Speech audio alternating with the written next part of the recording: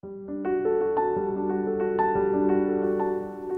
함께 묵상할 성경 말씀은 마태복음 21장 33절에서 46절 말씀입니다. 마태복음 21장 33절에서 46절 말씀입니다. 오늘은 40절, 41절 말씀을 읽겠습니다. 그러면 포도원 주인이 올 때 그 농부들을 어떻게 하겠느냐? 그들이 말하되 그 악한 자들을 진멸하고 포도원은 제때에 열매를 바칠 만한 다른 농부들에게 새로 줄지니이다. 아멘. 오늘 함께 생각할 주제는 매우 큰 착각입니다. 예수님께서는 본문 33절부터는 어제 두 아들의 비유에 이어서 같은 맥락의 한 가지 비유를 더 이야기하십니다. 오늘은 포도원 품꾼 비유입니다. 33절입니다. 다른 한 비유를 들으라. 한 집 주인이 포도원을 만들어 산 울타리로 두르고 거기에 집 짜는 틀을 만들고 망대를 짓고 농부들에게 새로 주고 타국에 갔더니 한 주인이 포도원을 정성껏 만듭니다. 그리고 거기에 농부들을 고용해서 맡기고 타국으로 떠납니다. 물론 이 농부들은 주인에게 고용된 사람이고 세를 내야 하는 상황입니다. 열매 거둘 때가 되어서 외국에서 주인이 종들을 보내 세를 받아오게 합니다. 근데 여기서부터 문제가 생깁니다. 고용된 농부들, 그러니까 소작농들이 주인에게 경작세를 내지 않으려고 합니다.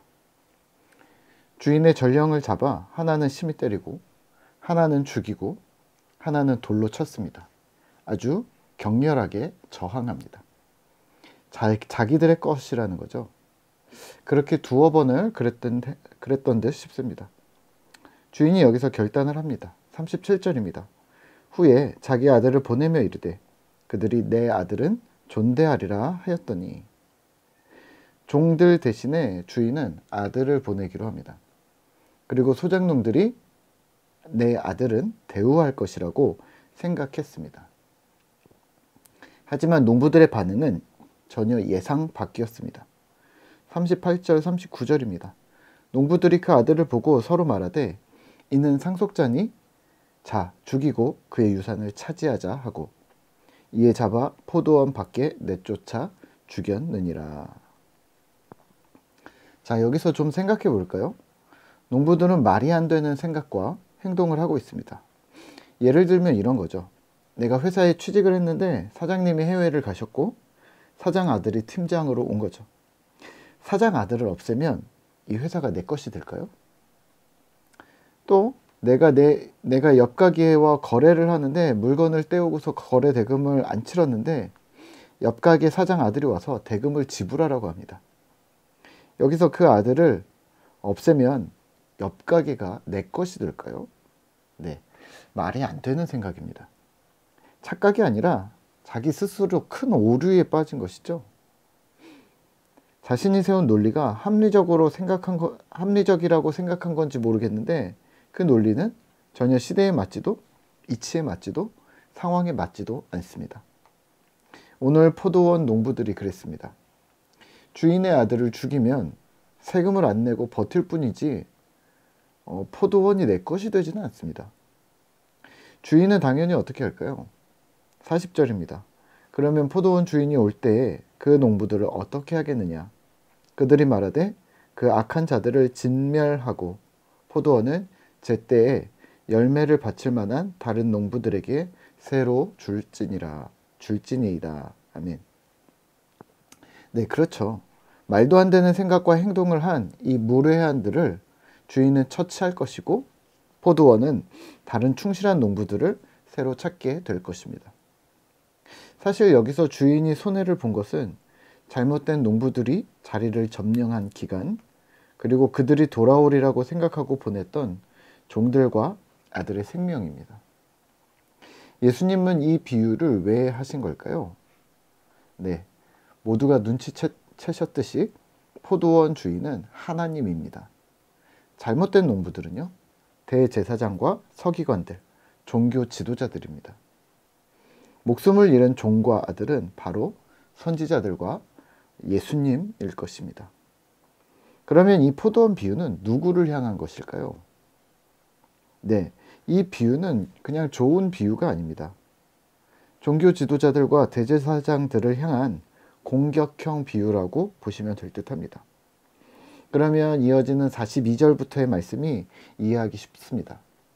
42절입니다. 건축자의 버린 돌이 모퉁이의 머릿돌이 되었는데 이것은 주님의 권한이다. 예수님의 권한을 묻는 자들에게 하나님 주권을 이야기합니다.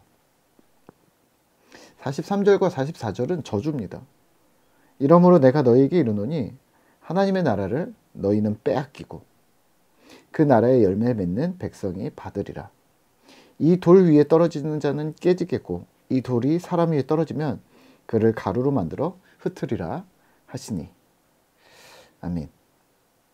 타락한 종교 지도자들, 하나님을 캐시카우 정도로 여기고 이용하는 너희는 하나님 중심이 아닌 자기 중심과 자기 이익을 교묘하게 섞어 행동하는 너희는 하나님 나라를 빼앗길 것이다. 너희는 실제 주를 직면할 때 깨어질 것이다. 심판을 말합니다. 그러면 오늘 우리는 무엇을 행동해야 할까요? 네, 이성을 찾으셔야 합니다. 이성을 찾으시라고 하는 말은 정의와 공평이 무엇인지 인지해야 한다는 말입니다. 세상이 말하는 공평과 정의, 세상에서 언급하고 있는 발음이 무엇인지 이해하고 교회와 성경이 어떻게 그 안에서 선한 영향력을 미칠 수 있을 것인가 고민하셔야 한다는 말입니다. 고민하라는 말입니다. 혹시 이러시면 안 됩니다. 세상을 살펴본 적 없이 세상에 복음이 필요할 거야. 그러니 큰 쇼핑센터를 만들자. 혹은 예수님 동상을 금으로 만들어 이순신 장군 옆에 광화문에 세우자. 또는 회사 CEO들에게만 전도하자. 그러면 그들이 직원들을 끌고 교회로 나올 것 아니냐 라는 말도 안 되는 논리들을 펴시면 아니 됩니다. 좋은 생각 같지만 거꾸로 생각해 보시죠. 타 종교 대통령이 성도들을 자신의 종교로 강압적으로 우리를 끌고 간다면 우리가 괜찮을까요? 괜찮지 않겠죠.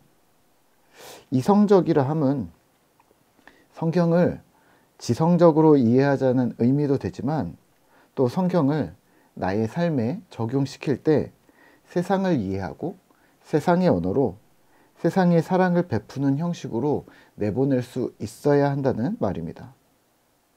그러면 옆집 아주머니가 어떤 말을 하고 또 정치인들은 무슨 이슈에 민감하게 반응하고 또 청년들은 무엇을 고민하고 있고 직장인과 주부들의 머릿속에 가득 찬 것이 무엇인지 이해하는 폭넓음이 필요하다는 말입니다. 여기에 이성이 필요한 것이죠.